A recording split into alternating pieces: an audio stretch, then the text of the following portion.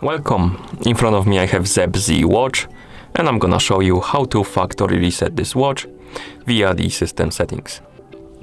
Before we start, a quick disclaimer. If you want to factory reset your watch, make sure that the battery level on your watch is at least above 30 or 50%, because if the battery dies during the resetting process, it might damage your watch.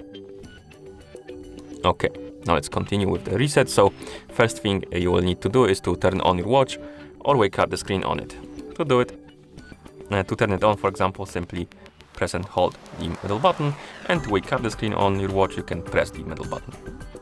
Once you wake up the screen, press the middle button again to open the menu. In the menu, let's scroll down and tap on the settings icon.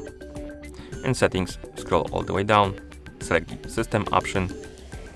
Here, scroll down, tap on the factory reset, and then tap on the check mark to confirm.